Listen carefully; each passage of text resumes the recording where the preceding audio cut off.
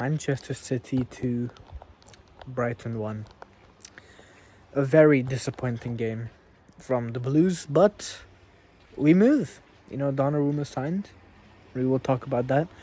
But let's just dive into the Brighton game. I know I didn't do a reaction video because, I was a bit busy. So I didn't really have time, but I'm doing it now. It was a poor performance. I will not deny that. I thought we were extremely poor in the second half. I thought the first half was really good. The first half was really, really damn good, but the second half is is really what matters. It's what matters, right? In knockout football, the second leg matters, and in normal football, the second half matters, right? And the second half, we were horrible. We didn't really do much. We conceded 2 goals and we lost the game. What can I say? What's there to blame? You want to blame the defense for being horrible? You can do that. You want to blame Haaland for missing his chances? You could do that.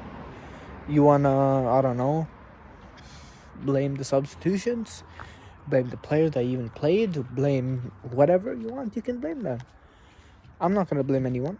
Everyone made mistakes and we move.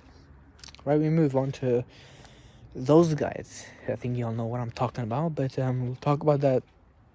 I mean, it's currently Saturday. Yeah, so next week, so I'll make a video next week, but it's not a cause of concern, but it is a bit of an unfortunate situation to be in, but it's what it is, right? You can't really do much about it. But I want to talk a bit more about Donnarumma in this video. Right, obviously, we've signed Gianluigi Donnarumma. In case you live around the rock, he's probably the best keeper in the world. As of right now, as of the last season per se, he's the best keeper in the world. And that's why I don't have an issue with it, right? Yes, maybe he'll concede 5, maybe 6 goals this season because of passing out from the back. But how many goals will he save us from? Edison, right? And this is what I don't get. If passing out from the back helps us move the ball and attack and score goals, right? Yes, with Donnarumma, we'll probably concede a bit more goals from passing out from the back. But it will save us a lot of times. And that's what people need to understand. The guy's a leader, number 1. He's a leader. And number 2, he's experienced. This is the quality of player that we should be signing.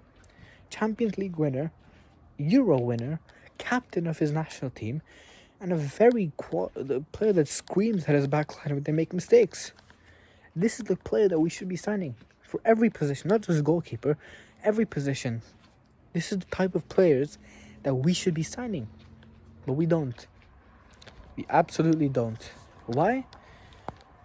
I have no idea. No idea. But what can I say?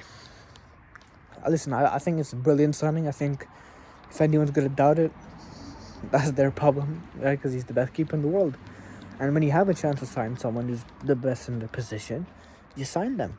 You just sign them and you pay the money and you shut up. You pay the money, you shut up. Simple as that. Right? I do think it's a signing that benefits us a lot, man. Our issue in the last couple of months has not been playing out from the back. It's been conceding goals. That's been the issue. We concede not just goals, but stupid goals. And because of Donnarumma, that won't happen necessarily, right? Maybe it will. We'll see. But it probably won't, which benefits us. And that's what we need. We don't need to concede stupid goals, right? We need to concede, if we are going to concede goals, concede mad goals. Like, for example, Arsenal. Liverpool only beat them from a magical goal. If that's a goal we concede every game, I don't mind it. Because then it's very hard to beat us. But this is what I'm saying. And this is something that we need to improve on. But yeah, the Brighton game wasn't exactly the best. And as I said, the first half was good. The second half was, not so good. But Donnarumma signing him, it feels weird, right? Like signing Donnarumma right after that game, because it shows, just how dead this club is and how poor we actually have been. Because when you sign the best keeper in the world and you're still not happy at the end of the day, it's mad. But yeah, listen, it's been it's been an interesting week in the City fan base. I mean, obviously we sold Ederson.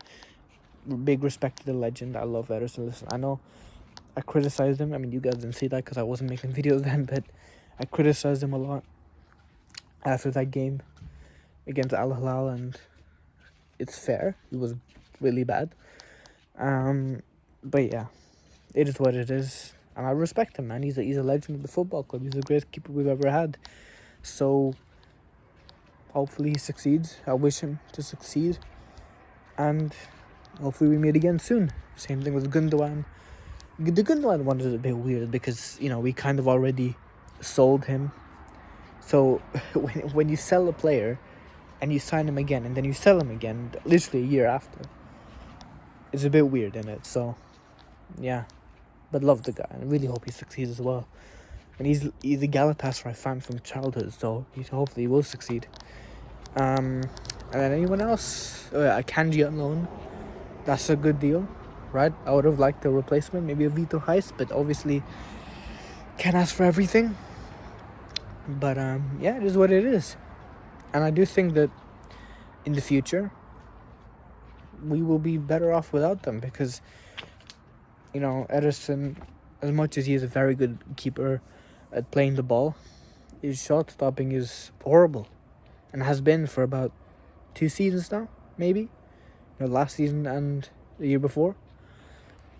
Akanji, injury prone now, and also just not good enough. He's 30 years old. He's pretty old, you know. And then obviously then you have Gundogan, which makes sense. You need to sell players like that because he's old. You need to get rid of the old players and replace them with youth. But the issue is, when you do that, you don't get much experience. It's where you have to start building up. And my expectation for this season, right? And I know I probably said we're going to win the league before in the video. But my expectation for us this season now is to win a FA Cup or a League Cup. Win one of the two, right? Get back to basics, right? We all remember when Pep joined, the first trophy he won was a League Cup. And this is what happens. When you have a young squad that hasn't really won much in their careers, that hasn't really achieved much in their careers, you have to start off small and then build yourself brick by brick until you get to the top. You know, we even look at Arne Slot, you know. Liverpool last season, or not last season, but in Slot's... Actually, wait. No. That was Klopp's last season, yes. But even you look at Klopp's last season, right? A very good team, which ended up going to Slot and they won stuff. But the first trophy that squad won was the League Cup. They won the League Cup. Slot came in, new tactics, new ideology, and they win the league, right? And that's what we have to do. So in my opinion, try and win the FA Cup, try and win the League Cup, get that in the belt, and then move on. Then try and compete for the league, the Champions League. That's my expectation for us this season. I think top 4 also, obviously. You need to get Champions League football, otherwise it's looking kind of peak. But yeah, a big season ahead of us. 3 very difficult games back to back to back. Let's just hope that we don't lose all 3. I think we probably will. I'm going to predict us to lose all 3. Unless something mad happens. I mean, the Arsenal game is United.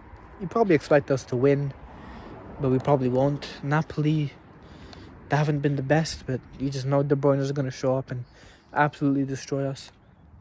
And then Arsenal, I mean, they lost Saka, they lost Odegaard. I mean, I think he's fit actually, but they lost Saliba now as well. So no Saliba, no Saka. Hopefully that's a win, but it probably won't be.